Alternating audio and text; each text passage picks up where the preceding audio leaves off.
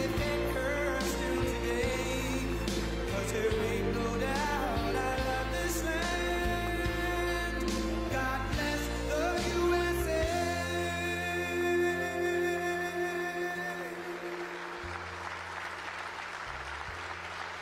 Thank you very much, everybody. What a great song that is, but we'll cut it a little short because we have some business to discuss. What a group of smart ones we have in front of me today. That's about as good as it comes. Up here, the brain power, the greatest power of them all, the brain power. Well, I'm thrilled to be here with so many tech leaders and luminaries as we take historic action to reassert the future which belongs to America, always has belonged to America. We just lost sight of it on occasion. And I just want to start by stating that we've just concluded our big trade deal with Japan and numerous other countries in addition, as you know. But on the Japan deal, because it was literally just signed, letter was just signed, it gives us a sort of signing bonus. So I'll bring it into sports talk, a signing bonus. Like you have signing bonuses too, I understand. Getting a lot of money, 100 million, that's not bad. But that's not as good as the signing bonus we got. We got a $550 billion signing bonus for the country. And we had the tariff at 25%. As you know, we had a tariff at 25%. And these are great people that we negotiated with, but we agreed to reduce it to 15 based on the fact that Japan has agreed for the first time ever to open up its country to trade so that all of our American businesses and business geniuses, including many in this room, can go out and do business openly and freely in Japan, a very rich and prosperous and profitable and wonderful country, frankly. And we will pay a zero tariff as we do business in Japan. So we're paying zero, they're paying 15. We're getting $550 billion. And to be exact, it's 90% of that, but we control the whole lot of it. And it's really been great. And they're very happy, and their stock market went up, and our stock market went up, and that's supposed to be the way it is. Ours went way up, and theirs went up. And we've made numerous other deals like that. But the opening up of a country is very important to us. We have numerous countries that have opened their doors, just made some incredible transactions, but we're going to have a very, very simple tariff for some of the countries. We have so many countries, you can't negotiate deals with everyone, so we'll have a straight, simple tariff of anywhere between 15 and 50%. A couple we have 15 because we haven't been getting along with those countries too well, so we just say, let's pay 50, and that's the way it is. But remember, we get countries that were closed, always closed. Everyone in this room would never remember any of them to be open. We've offered such a deal to the European Union where we're in serious negotiations, and if they agree to open up the union to American businesses, then we will let them pay a lower tariff. So the tariff is very important, but the opening of a country, I think, can be more important if our businesses do the job that they're supposed to be doing. Such openings are worthy of many points in tariffs, and they're a good thing, not only for, as an example, Japan or Europe, but certainly a great thing for America because it allows our businesses to go out and fairly compete and do really well if they compete properly, like the people that I know. Everyone in this room practically I know has competed very successfully. I haven't seen any, and I know the losers just like I know the winners. I tell you, I don't see any of the losers here.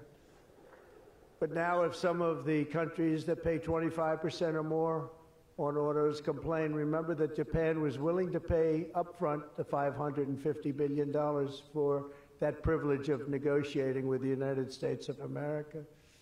We also made a deal yesterday with the Philippines and Indonesia, which in both cases will be opening up their country. And we're in the process of completing our deal with China, And as you know, the UK, we made a deal. It was a very good deal for everybody. Everybody's happy. It's always nice when everybody can be happy. But mostly we'll be charging straight tariffs to most of the rest of the world because we have over 200 countries. People don't realize that's a lot of deals. Even if you're like me, a deal junkie, that's a lot of deals. That would be too much for anybody. Ooh. How did we do with this country that I never heard of? We got a lot of deals cooking, but America is taking in hundreds of billions of dollars like it never has before. Investments into our country at the highest point ever in history, and we've just really been opened up for business for 3 of the 6 months. The first couple of months we got ourselves all set, done a great job with our military, as you know. You saw that 2 weeks ago when you saw the way those incredible B-2s flew into Iran and took out an entire nuclear potential deadly force. But I want to thank some of the incredible people that I see before me, including White House AI czar David Sachs. He's been great for organizing this very important summit, and especially for putting it in D.C. where it's a little bit easier. I don't know if it's easy for you, but it's a hell of a lot easier for me. Along with his colleagues at the All In podcast, which is very good. I did that podcast a year and a half ago, and I said, this is something that was pretty new, pretty raw. Everybody I knew saw that podcast. I said, well, he's got something pretty good. Who is that guy? He's a smart guy, by the way. I think if I ever get in, which at the time people were saying I had a shot, not as good a shot as it turned out. We won in numbers that nobody believes. We won every swing state. We won by millions and millions of votes, winning the popular vote. We won with the districts, as they would call them, 2,750 to 505. And that's why the map is almost completely red, except for a couple of little blue areas on each side of it. But it was a great experience, frankly, for me, and hopefully it's a great experience and been a great experience for our country, because they're saying we had the greatest 6 months that a president has ever had, the opening 6 months. And I'm not even sure, maybe 6 months, I'm not sure it's the opening, but let's call it the opening 6 months. It sounds a little bit nicer. I want to also say hello and thank to Chamath and his wonderful wife, Nat. Thank you very much for being here. Thank you very much. It was great seeing you again. Great couple. David Friedberg and even, as we know, Jason Calacanis. I say even. Thank you, Jason. Thank you, Jason. I appreciate that. Yeah, he's a good person. Thanks as well to the Hill and Valley Forum and our future Undersecretary of State, Jacob Hellberg. Good work. Good. Stand up, Jason. Good. I met him a year and a half ago, and I was very impressed. I said, let's bring him in. We bring in a lot of smart people. And David's been unbelievable as the job he's doing. Along with Secretaries Doug Burgum, who's been incredible. Doug? Thank you. Thank you, Doug. Great job. He's producing low-cost energy. We're down to $64. I want to get it down a little bit further if we can. I don't know if the oil companies love that or not, but we want to have very inexpensive electricity so that you can power up the plants, because you need more electricity than any human beings ever in the history of the world. When I heard what you really need, I said, you got to be kidding. Double what we produce right now for everything, right? I don't know, Jensen, you're going to have to explain that to me someday, why they need so damn much. Could you do with a little bit less? My father always used to say, turn off the lights, son. But you guys are turning up the lights. I want to thank Howard Lutnick for doing a terrific job. He was involved in the big deal that we just completed with Japan. Howard, wherever you are, Howard. Where is Howard? Hi, Howard. Great job you did. Appreciate it. Really, that was an interesting negotiation, wasn't it? These are tough people. These are good negotiators, I will tell you, Japan. But they love their country, and they do what's right for their country. I want to thank Chris Wright, if Chris is around. Chris is here, because he's helping with the tremendous energy success that we're having. We're having tremendous energy success. We're the biggest. We have more energy than anybody else in the world. Nobody knew that until I came along, but we have more energy than anybody else in the world. We're making incredible deals on energy, including deals in Alaska. Well, we that's the mother lode, that's the big one, and we're making deals with various Asian countries that need it, and it's actually hard to believe, you don't think of it, but Asia is very close to Alaska, relatively speaking. It's not the closest, but it is pretty much the closest when it comes to oil and gas and energy, and we're making some incredible deals, and I want to thank Chris. Chris is fantastic, works in partnership really with this gentleman who's the head of all of, you've got the land and he's got the energy, right? But they formed a great partnership, Doug.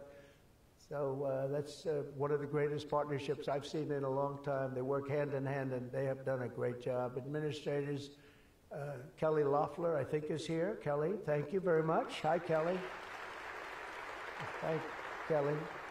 And probably the most important man in the room, and I say it in all sincerity, more important than Doug and Chris and all that energy they're producing. He's a man that produces fast permits on the environmental impact statements. He gets them done. I said, Lee, you have 1 week for nuclear, and you have a couple of days for oil and gas, okay, for the approvals. And we kid, but you know, he really is. He's knocking them out fast. He's knocked out a lot. A lot of you guys have started your plants already, and you've already had your approvals. So where's Lee Zeldin? Is he here? He is so great. This guy,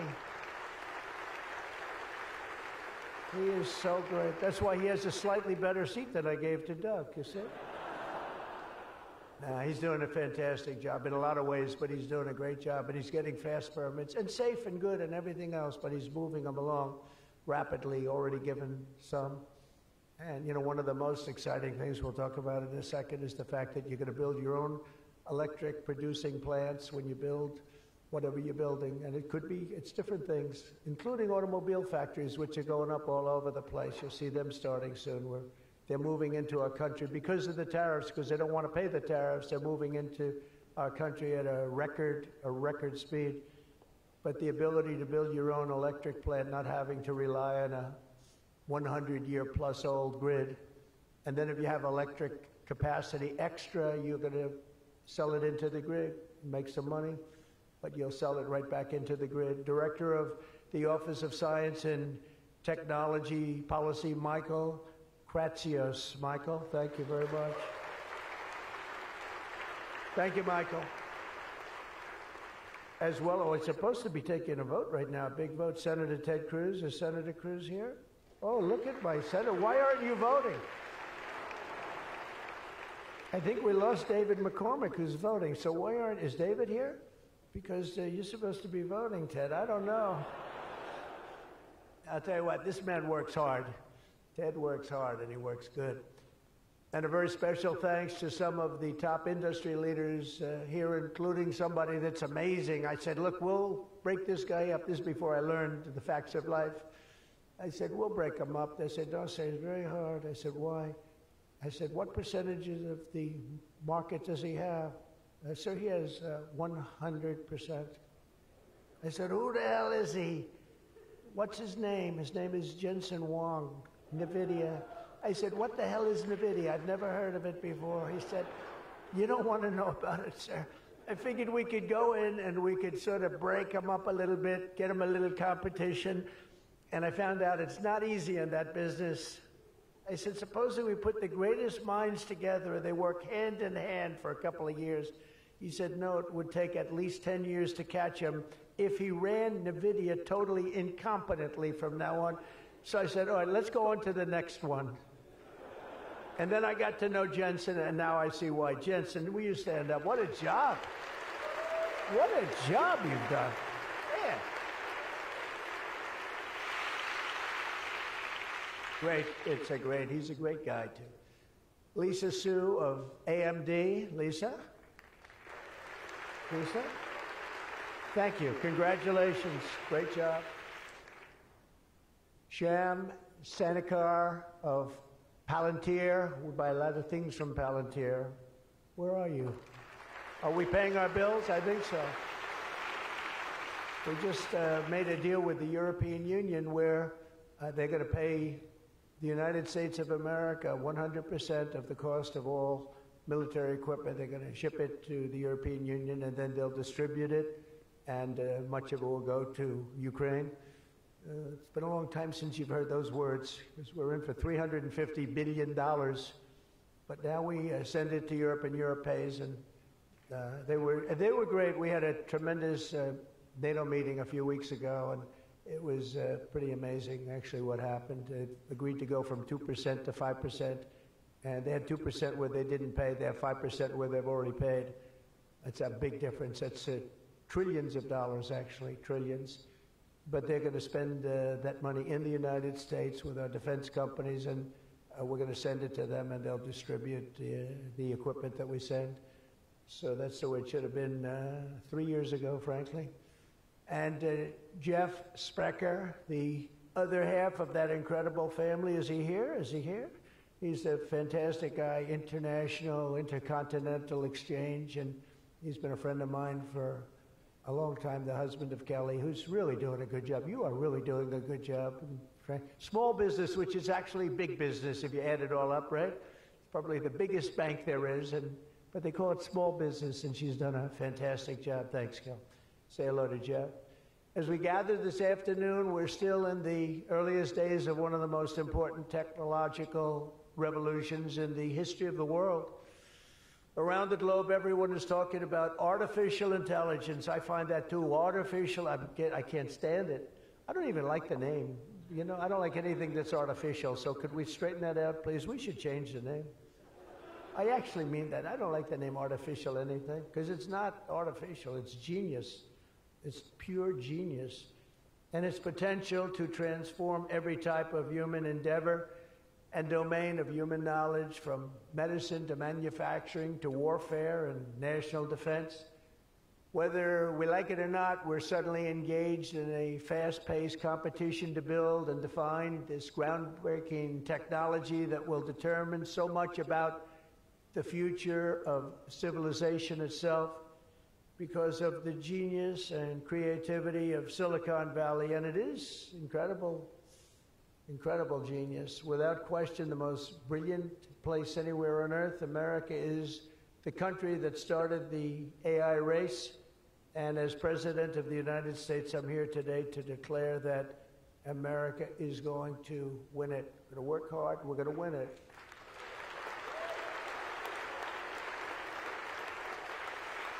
Because we will not allow any foreign nation to beat us. Our children will not live on a planet controlled by the algorithms of the adversaries advancing values and interests contrary to our own. We don't want to have contrary interests. We want to get along, and we'll get along with other countries. We're having a great relationship, as I told you, with those countries that we mentioned, with Japan and Indonesia and so many others. The European Union, we're getting along very well with China.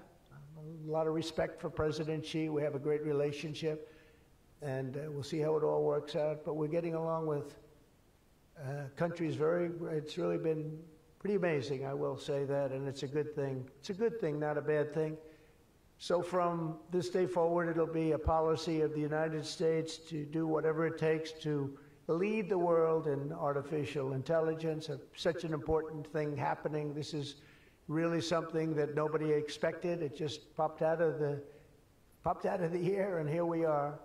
But we will defend our nation, our values, our future, and our freedom, and it will be really great. But what we really need to be successful is a very simple phrase called common sense, and that begins with a common sense application of artificial and intellectual property rules. It's so important. You can't be expected to have a successful AI program when every single article, book, or anything else that you've read or studied, you're supposed to pay for. Gee, I read a book. I'm supposed to pay somebody. And, you know, we appreciate that, but you just can't do it because it's not doable. And if you're going to try and do that, you're not going to have a successful program. I think most of the people in the room know what I mean. When a person reads a book or an article, you've gained great knowledge. That does not mean that you're violating copyright laws or have to make deals with every content provider. And that's a big thing that you're working on right now, I know, but you just can't do it. China's not doing it, and if you're going to be beating China, and right now we're leading China very substantially in AI, very, very substantially, and nobody's seen the amount of work that's going to be bursting upon the scene, but you have to be able to play by the same set of rules. So when you have something, when you read something, and when it goes into this vast intelligence machine, we'll call it, you cannot expect to every single time say, oh, let's pay this one that much, let's pay this one. It just doesn't work that way. Of course, you can't copy or plagiarize an article, but if you read an article and learn from it, we have to allow AI to use that pool of knowledge without going through the complexity of contract negotiations, of which there would be thousands for every time we use AI. We also have to have a single federal standard, not 50 different states regulating this industry of the future. And some people would say, gee, that's an unpopular thing to say. I was told before I got up here, this is an unpopular thing because some people, they don't want that. But I want you to be successful. And you can't have one state holding you up. You can't have 3 or 4 states holding you up. You can't have a state with standards that are so high that it's going to hold you up. You have to have a federal rule and regulation. Hopefully you'll have the right guy in this position that's going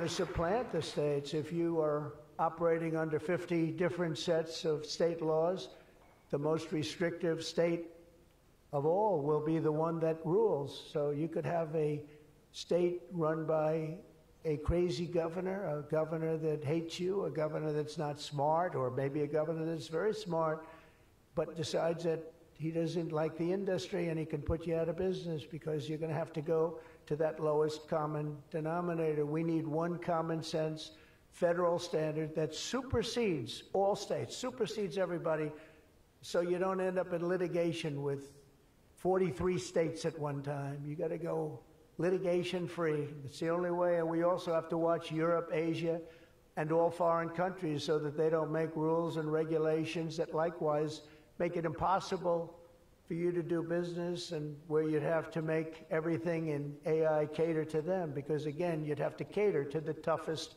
country or to the toughest state. You can't do that because it would ruin it.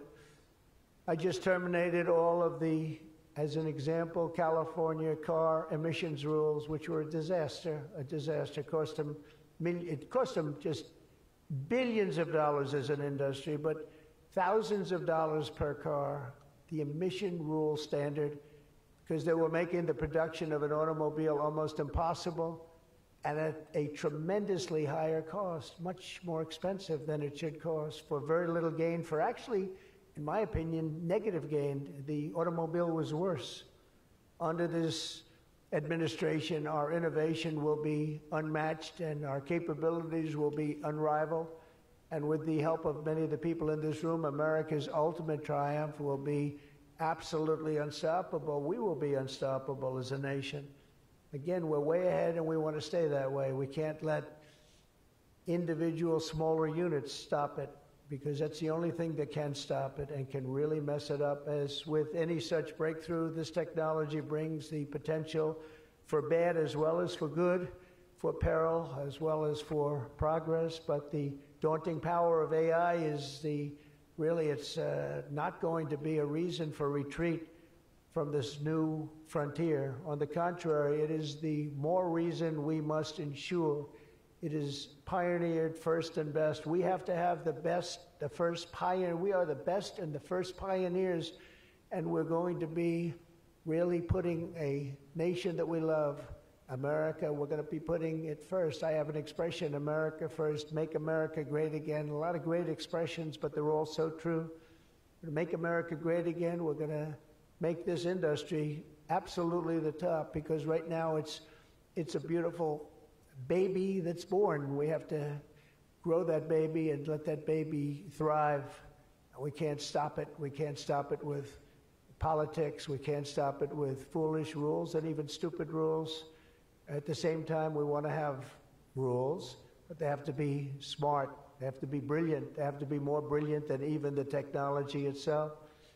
Surely there will be challenges on the path ahead, but together we will meet them and transcend them all. We are Americans, and we are Americans first. I have a couple of people I know that don't happen to be from here, but I wish you a lot of luck anyway. I was looking at 3 people that are not Americans, but they're very good people. Please treat them nicely. But we do not shrink from the future or cower in the face of uncertainty. We dominate the future. We conquer new frontiers, and we control our own fate, and we determine by doing that our own destiny. Winning this competition will be a test of our capacities unlike anything since the dawn of the space age. I believe that. It's hard to believe as the president, the amount of enthusiasm for this one industry. I mean, I can talk about cars where we're doing incredibly well. We have car companies moving in all the time, but I talk about other industries. Everybody's saying this is going to dominate the world. It's going to dominate every industry that ever conceived. I don't know if that's true. I don't know if it's true, but I can tell you that a lot of very brilliant people think it is true. It'll dominate everything. It will challenge us to marshal all of our strength and flex the muscles of American ingenuity and resolve like probably never before. It will require us to blast through obsolete systems, cut through thickets of regulation. We've got to get rid of some of the regulation, but we want good regulation and rebuild the industrial bedrock of our country. And perhaps most importantly, winning the AI race will demand a new spirit of patriotism and national loyalty in Silicon Valley and long beyond Silicon Valley.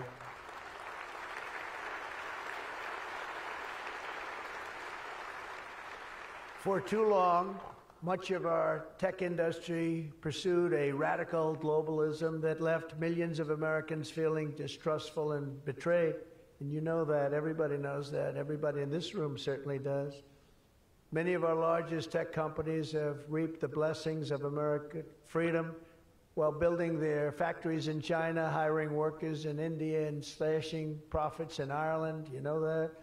All the while dismissing and even censoring their fellow citizens right here at home. Under President Trump, those days are over. We need U.S. technology companies to be all in for America. We want you to put America first. You have to do that. That's all we ask. That's all we ask. To partner with our tech geniuses in achieving this vision today, we're releasing the White House AI Action Plan. Big stuff. Signing it right after this. In fact, I see it sitting right there. Maybe I should just sign it right now. Who the hell has to make the rest of this speech, right? But here are the pillars of the strategy. First, my administration will use every tool at our disposal to ensure that the United States can build and maintain the largest, most powerful, and most advanced AI infrastructure anywhere on the planet. America needs new data centers, new semiconductor and chip manufacturing facilities, new power plants and transmission lines. And under my leadership, we're going to get that job done, and it's going to be done with certainty and with environmental protection and all of the things that we have to do to get it done properly. Virtually all of these large capital investments can be and should be made by the private sector. And they want to do that. They just want to be able to do it. But for that reason, America must once again be a country where innovators are rewarded with a green light, not strangled with red tape so they can't move, so they can't breathe, and that's not going to happen. You're going to see things that you've never seen in this country before. So often, and I've been watching for many years, I've watched regulation. I've been a victim of regulation. A zone change that takes 6 years for a building in Manhattan or whatever, but I was good at zone changes, but it took a long time. By the time you got the zoning, the market changed. You didn't want to build the building. You say, well, but in some cases that made you lucky, didn't it? In some, not too many people understand that in this room, but in some cases, waiting for that approval as the market collapsed was a good thing, not a bad thing.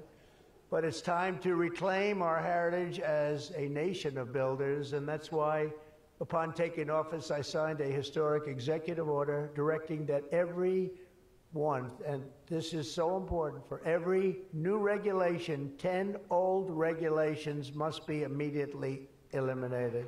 So we have old regulations that clog up the books that don't even mean anything anymore. You know, in my first term, I had more regulation cuts than any president in history times 4, and that included two-term presidents where you're talking about 8 years. We had more than any other president, and I think we may even top it this year. We may very well be able to top it during this period of time, because you're really, you are a regulation-prone group, and we're looking to get those regulations out of your way so you can use your genius. Earlier this month, we also enacted the largest tax cuts in American history when I signed the One Big Beautiful Bill into law.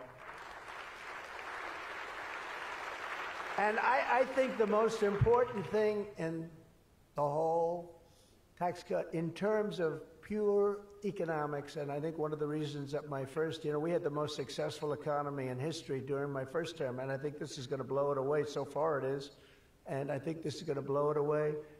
But the reason we had was I had expensing at 100%.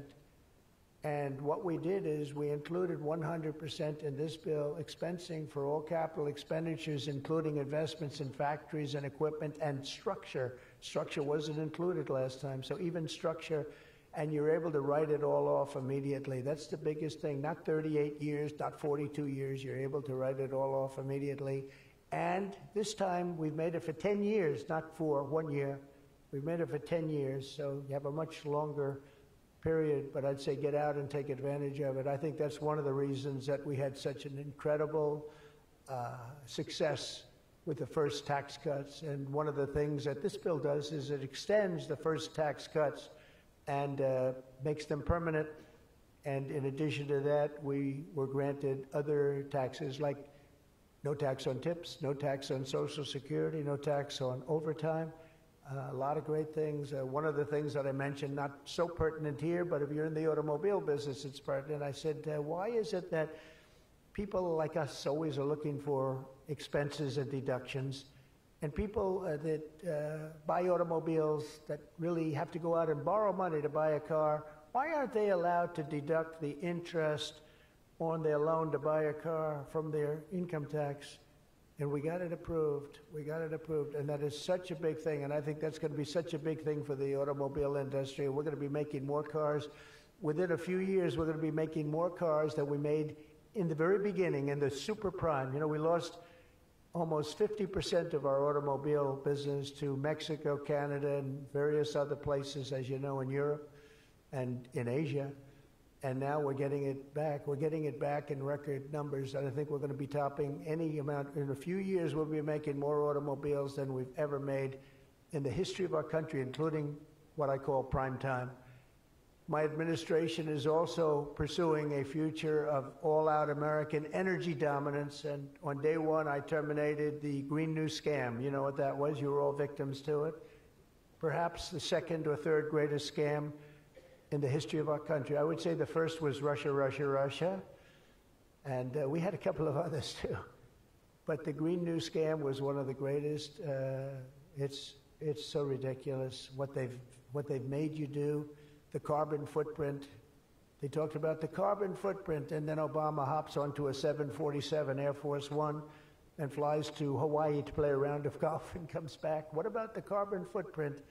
No, we didn't like that. And what Biden has done is absolutely terrible. He made it impossible, almost impossible for people to do business, not even talking about the border, where millions and millions of people flowed into our country, many from prisons, from jails, from gangs, from mental institutions all over the world. No, we're not doing that. We have to get them out. We've got 11,888 murderers, many of them committed more than one murder. Many of them, more than 50%, committed more murders. We're getting them out of our country, or in some cases they're so bad, we're not getting them out. We're having to lock them up because we don't want them ever to come back, no matter how good we're doing.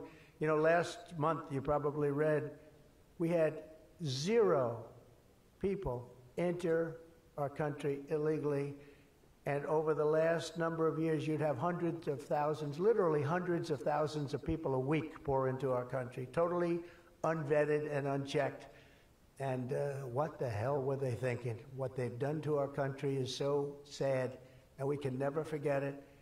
But we're unleashing all forms of energy, including natural gas, oil, and clean, beautiful coal. I instructed my people, in the form of Chris and Doug in particular, you are not allowed to say the word coal without saying clean, beautiful in front of it. You can only say clean, beautiful coal. It's a little embarrassing because we had somebody making a speech the other day, right? And he mentioned the word coal about 30 times because that was the subject. And he kept going clean, beautiful. I wanted to say, okay, just take it easy. You could just, got a little bit crazy, right, Doug? But it's, you know, China's using it. They're building now 57 big power plants, all fueled by coal, and we have to compete, we have to win, and we're going to have clean, beautiful coal, but we have more coal than any. We have more anything in terms of energy than anybody, oil and gas. We also have more coal. In May, I also signed an executive order to rapidly begin construction of safe, reliable nuclear reactors. That's a big thing now. And many of you are going to be using nuclear. You know, I had problems with nuclear. I saw some of the things, but what they've done with nuclear is like what you've done with AI and other things. It's incredible, actually. It's long-term, it's inexpensive, it's safe. What they've done is really amazing. So we opened up the industry, very strict rules, but we opened up the industry, and some of you are going to choose nuclear over oil and gas or whatever it might be. Under the last year of Biden, China added 11 times as much power generation capacity as did the United States. Can you imagine that 11 times? Under the Trump administration, we will be saying those very famous campaign words, drill, baby, drill, and build, baby, build. And we will be adding at least as much electric capacity as China. We think we're going to catch them and maybe even have something a little bit extra. They're going very rapidly, but so are we. And we'll be doing at least as much, and every company will be given the right to build their own power plant. So when you build, you can build your power plant with it, and you are essentially going to become your own utility. It's a utility to yourselves. And as I said, any excess energy you're going to sell back to the grid and make plenty of money doing it. As a result of these pro-American policies since my election, we're seeing trillions and trillions of dollars in new investments. So at this moment, we have almost $17 trillion coming into this country. There's never been a period of time like that. And that's in a period of a few months. In a few months, Meta, Amazon, Google, Microsoft are all investing $320 billion or more in data centers and AI infrastructure this year. Those companies are really, they're really going at it, and they're very smart people, very good people. I got to know a lot of them. You know, I didn't like them so much the first term when I was running. I wouldn't say I was thrilled with them, but I've gotten to know them and like them. And I think they got to like me, but I think they got to like my policies maybe much more than me. NVIDIA has committed $500 billion over the next 4 years. Thank you, Jensen. I'm sure that'll be a good investment. If you're doing it, it's good. Thank you very much. It's a great statement. Last week, I was in Pennsylvania as 20 companies announced $92 billion with David McCormick, senator, great guy from Pennsylvania. $92 billion in energy and data center projects, including what will soon be the largest natural gas power plant anywhere in North America. They're going to town. It's already under construction, the largest in North America by far. For decades, we had leaders who spent their time focused on building up foreign nations. Under the Trump administration, we are going to have leaders who are going to build up our nation.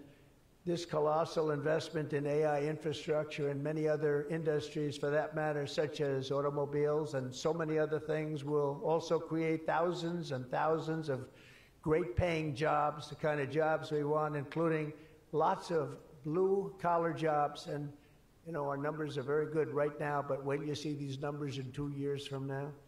It will mean higher wages and more opportunity for millions of energy workers, HVAC technicians, engineers, electricians, and the hardworking citizens who make our country run. These are great people that make our country actually run. To ensure America maintains the world-class infrastructure we need to win today, I will sign a sweeping executive order to fast-track federal permitting, streamline reviews, and do everything possible to expedite construction of all major AI infrastructure projects. And this will be done. You will get so good a service in so many ways, not only from Lee with the environment, but you need many other types of permits, and you're going to go so fast.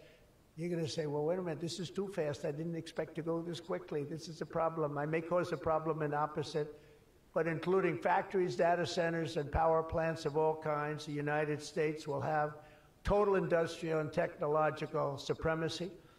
The second pillar of our action plan for AI dominance is to get the entire world running on the backbone of American technology, and I think that's very much happening right now, and I think it's going to happen. The last administration was obsessed with imposing restrictions on AI, including extreme restrictions on its exports. As you know, they made it very difficult to export. This alienated American partners and drove even our friends into the arms of China and other countries. That's why upon taking office, I repealed the so-called Biden diffusion rule. Can you imagine that? That crippled American AI exports, the Biden diffusion rule. I wonder who came up with that name, because he has no idea what it is. He had no idea what it was. He came up with a rule. I wonder who drew that one. I wonder, was that signed by the auto pen, I think, because they went to him and said, we're going to do a diffusion rule. Mr. President, what? What? It's okay, the auto pen will take care of it. It's one of the greatest scandals in the history of our country, let me tell you. Under my administration, we will maintain necessary protections for our national security, but we will never forget that the greatest threat of all is to forfeit the race and force our partners into rival technology. We're not going to do that. We're not going to do that. Okay? Not going to let that happen. That could be the end. When I traveled to the Middle East in May, every leader I met was thrilled to do business with American tech firms and with America, and they were all thrilled to meet me, believe it or not. It's hard to believe, isn't it? But they were. By the way, the most powerful woman in the world is here today. Susie Wiles, stand up, please. Susie Wiles, Chief of Staff. She can take out a country with a mere phone call. No, they just voted her the most powerful woman anywhere in the world. She might be the most powerful person in the world, I think. But she's done a fantastic, hasn't she done a good job, though, huh? Good. But we're going to come home with trillions and trillions of dollars in deals, and that's the way it is. But the King of Saudi Arabia, I met three great leaders. I went to three countries predominantly. King of Saudi Arabia said, and I can say that Qatar and UAE, the leaders, brilliant guys, great people, they said the same thing. They said, you know what, that 1 year ago, your country was dead. It was a dead country. They were looking at China, they were looking at other places, but you had a dead country. And today, Mr. President, you have the hottest country anywhere in the world. They said that, and they meant it so strongly. And when I went to NATO 2 weeks ago, where we made the deal where they pay 5% instead of 2%, they said the same exact thing. They said, boy, I tell you what a difference it is. It's a year ago, you people were dead. We didn't think you were going to make it as a country. Today, you're the hottest country in the world. They all said it. All those leaders said it, 30 of them. So today, I'm signing another major executive order that will turn America into an AI export powerhouse. Under this order, Secretary Lutnick and Secretary Marco Rubio's doing a great job as Secretary of State, will work to rapidly expand American AI exports of all kinds, from chips to software to data storage of all kinds. And that's very important. That's going to give you the freedom to do what you want to do. And third, once and for all, we are getting rid of woke. Is that okay? Because I know you had to hire all woke people. I heard you had to hire all woke people under some of these things. How about the chips, where they give you the chip nonsense, where they give you billions of dollars if you only build a chip company? These people have plenty of money. They don't need the money. They need the permits. They need the rights to do it. They don't want to pay tariffs, so they come and they build here. That's why they're coming here. They like, number one, they like me, but they like not having to pay tariffs even more. And they're coming. But Biden gave billions of dollars to companies that have nothing but cash. And they don't say where to build. It's just give them money. But here's the problem. They have to hire lots of woke people. And they say woke isn't for this particular industry. We've noticed that. They're not for a lot of industries, if you want to know the truth. So the guidelines were impossible. They're going to give you money, but you got to hire this and this and this and that. And I don't want to get into it too much because I don't want any controversy today. But you have to hire a lot of people that were not into this particular world that you're in. And so therefore, all the money they gave didn't mean a damn thing. One of Biden's worst executive orders established toxic diversity, equity, and inclusion ideology as a guiding principle of American AI development. So you immediately knew that was the end of your development. But the American people do not want woke Marxist lunacy in the AI models, and neither do other countries. They don't want it. They don't want anything to do with it. That's why on day one, I very proudly terminated Joe Biden's order on woke AI effective immediately. You don't have any of those crazy rules. Crazy rule. And in just a moment, I will be signing an order banning the federal government from procuring AI technology that has been infused with partisan bias or ideological agendas such as critical race theory, which is ridiculous. And from now on, the U.S. government will deal only with AI that pursues truth, fairness, and strict impartiality. We're not going to go through the craziness that we've gone through for the last 4 years. And then we skip 4, and then you go back, and it started then. But it hung around a little while. Now it's not hanging around at all. Now it's actually very uncool, as somebody told me the other day. It's so uncool to be woke. I encourage all American companies to join us in rejecting poisonous Marxism in our technology. It'll be very interesting to see what's happening in New York, because they're actually thinking about electing a communist in New York. They like to call him a socialist. He's not a socialist. He's a communist. But don't worry, you're going to be okay. He still has to get his money from the White House, and that's not going to happen until he shapes up. But as an example, we are not going to allow men to play in women's sports. That's just an example. That's one. And they say that's an 80-20 number. They say 80% would be against it. No, it's not 80-20. It's about 97-3. And I don't know who the 3 are. I've never seen anybody. I've never had a person. I've seen everybody. I'm a very open person. They come up to me and they talk to me. I've never had anybody come up, sir, you have to let men play in women's sports. I've never had it. I deal with hundreds of thousands of people. Every time I talk to somebody, nobody's ever, they talk about AI, they talk about everything, but they've never said, you got to allow, this is ridiculous. Men should be allowed to play in women's sports. It's sort of crazy, isn't it, huh? You have to see, did you see the race? It was a race, a long-distance marathon, one of those all-day deals, and we had one of the great female runners, and we had one of the great male runners, and at the end of the day, he won the race by 5 hours and 14 seconds. They waited around for the really good athlete female. It's very demeaning to women, I want to tell you that, but they waited, her parents were waiting for hours. Somebody said, why don't you go back to the hotel and sleep for a few hours and come back and meet your daughter? This is what they do. You got to see the weightlifting records, though. They're the best of all. A woman lifted 212 pounds. It was a world record. It held for 18 years. And now a man who transitioned came up and looked at the bar. How much is it? 212 pounds. Oh, let me try it. Bing, bong. I think he broke the record by 109 pounds. It's going to be a long time. It's going to be a long time before a woman catches that. And these are great athletes and great people, and it's demeaning. And who the hell wants this? We're off of that whole standard, because I just tell you those as examples.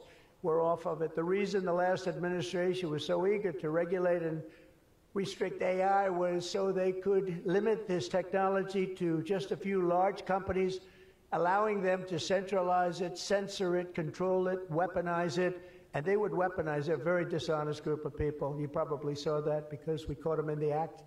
We really caught them. We had it before, but now we really have them.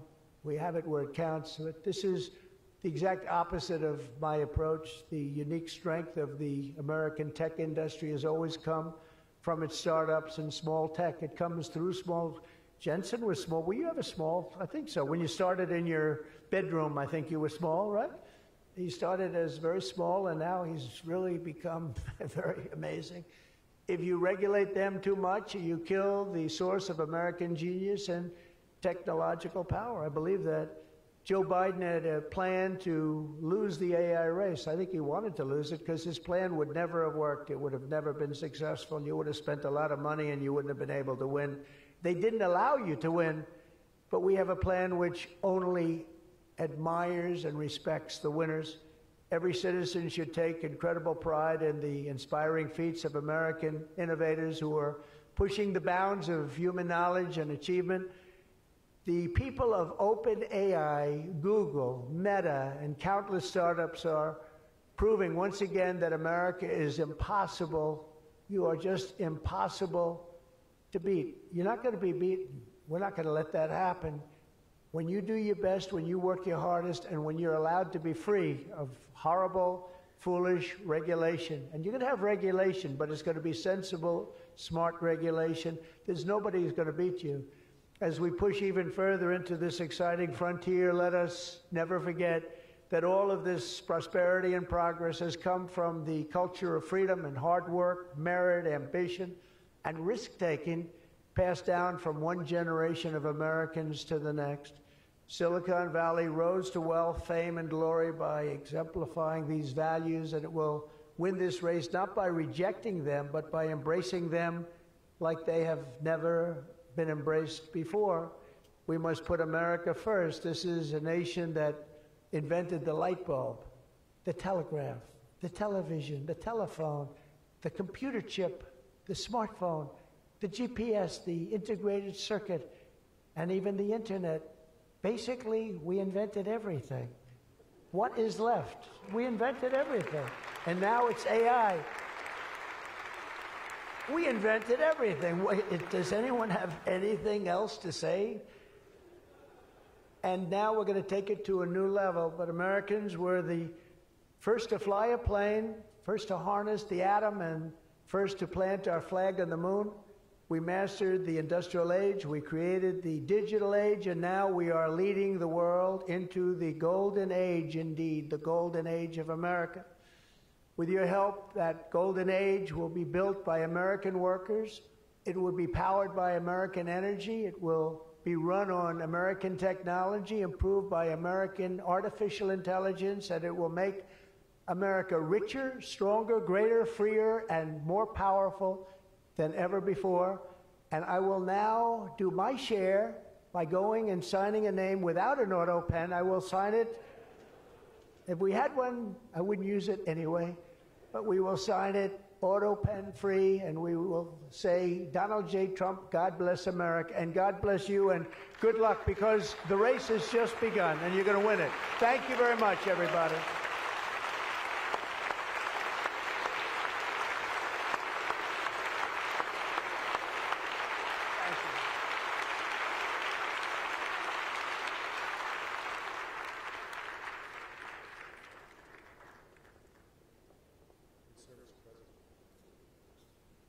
Mr. President, the first executive order that we've prepared for your signature today relates to federal permitting for data center infrastructure. As you mentioned during your speech, this is a crucial issue affecting the entire AI industry. What this executive order will do is establish fast-track permitting and ensure that the federal government is working to get data centers approved and through the permitting pipeline as quickly as possible.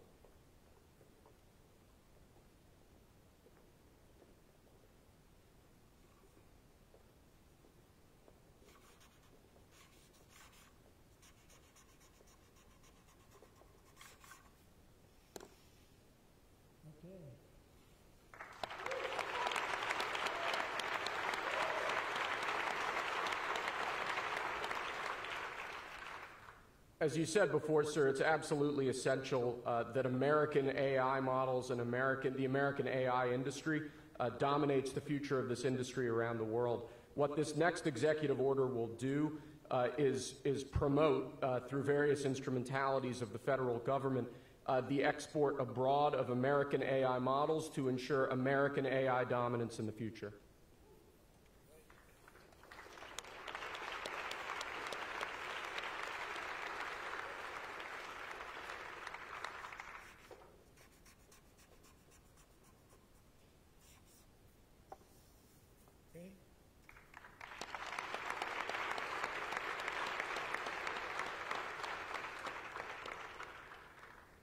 And lastly, sir, as you said in your speech, we don't want woke AI. We want AI models based on accurate information that give accurate information and accurate answers. This executive order will ensure that when the federal government procures or promotes different AI models, that those AI models are ideologically neutral, that they don't embrace wokeism and critical race theory and all of these terrible theories that have done so much damage to our country.